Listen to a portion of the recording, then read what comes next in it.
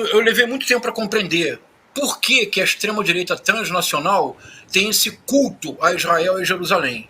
O que está por trás disso? É algo muito surpreendente. Veja, não se trata de um culto a Israel ou a Jerusalém. Do que se trata, e isso é muito claro na Igreja Universal do Reino de Deus. Se vocês, mesmo se nós não prestarmos atenção na Igreja Universal, se eu disser para vocês que há 20, 25 anos atrás, quando a Igreja Universal começa a ter importância, vocês se recordam que a Igreja Universal era sobretudo a Igreja de Cristo? Que Cristo era o que o tempo todo era evocado pela Igreja Universal?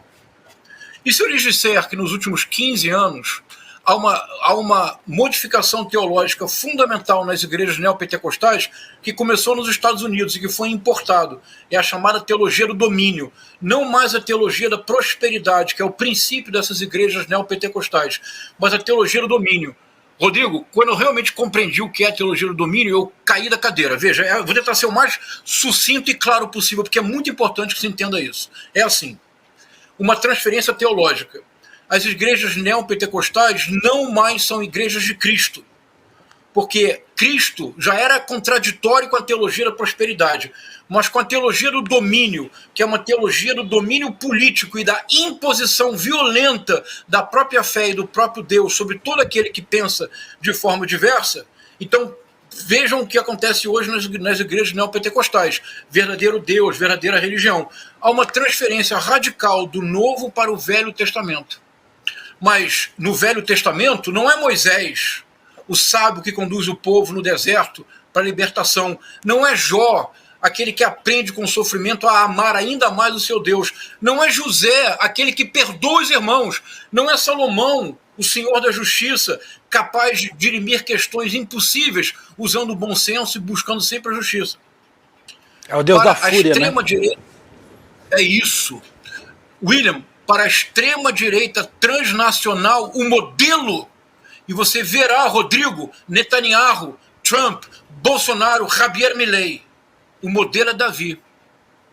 Mas não o Davi, aquele que derrota Golias, usando a astúcia e não a força.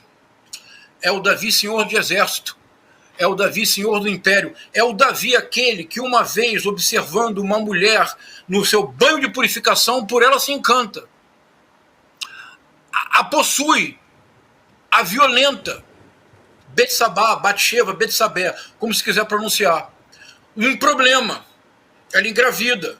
Problema maior, ela é casada. Problema se multiplica, ela é casada com um soldado do exército de Davi, Urias. Rodrigo, o que faz Davi? Envia Urias para a guerra. Envia Urias para a guerra como um general, como uma forma de compensar o pecado que cometeu? Envia para a frente de batalha, para que ele morra. Urias morto, ele se casa, ele adota Betsabé como uma de suas concubinas. O filho dessa união perece, juízo divino. Um dos filhos do casal é Salomão. Que coisa. A extrema-direita transnacional encontrou em Davi o modelo. Qual é o modelo? O modelo do pecador ungido. Porque não há em todo o Novo Testamento alguém que tenha pecado tanto quanto Davi. Davi cobiçou a mulher do outro, Davi matou o outro, Davi não respeitou o básico, que são dos 10 mandamentos. Ainda assim, Davi era ungido.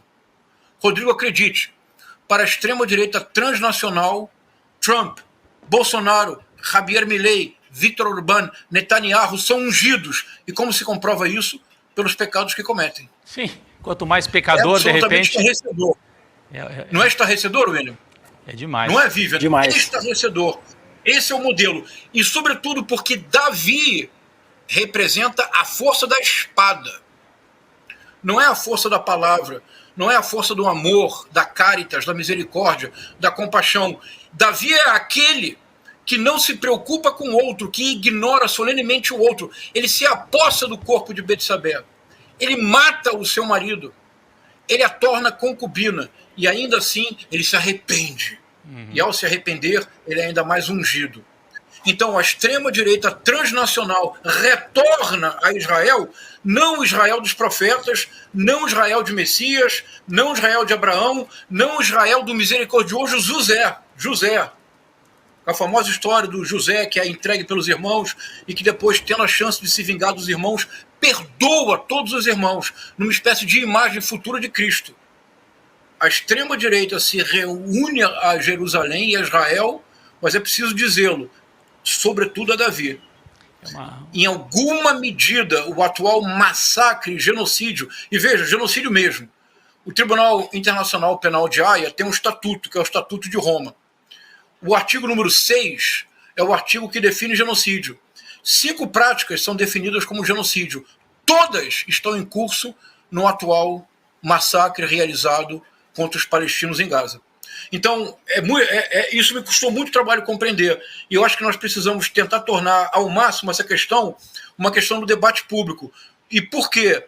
Porque com esta concepção de política, a única possibilidade é a retórica do ódio, é a desumanização do outro, é a repetição de massacres, seja simbólicos, seja massacres físicos, como os que estamos assistindo agora. Não é uma questão simples, porque essa articulação da extrema-direita é transnacional.